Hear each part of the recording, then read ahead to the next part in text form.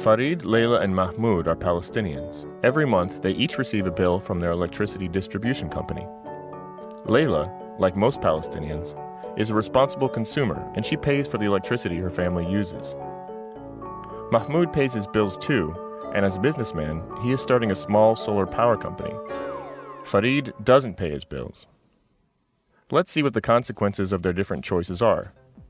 When Layla and Mahmoud pay their bills, the money goes to the electrical service providers.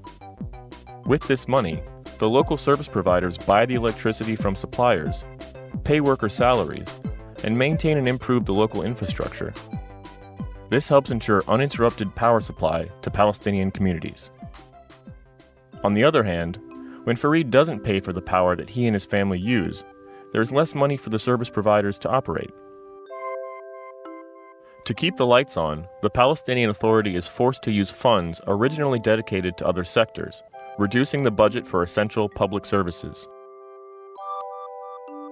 Non-payment also directly affects entrepreneurs like Mahmoud. The service provider doesn't have any money left over to buy the renewable energy Mahmoud produces, and he is forced to close his business. Today, the demand for electricity in the Palestinian territories is growing faster than the current supply. A recent World Bank study shows that the first step in closing this supply gap is to ensure reliable payment from the consumer to service provider.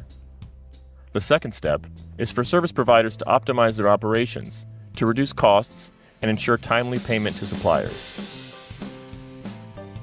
Imports of electricity from Israel currently account for 99% of the total electricity supply in the West Bank, and 60% of the Gaza supply. Reliable payments will create a financially healthy and sustainable energy sector in the West Bank and Gaza.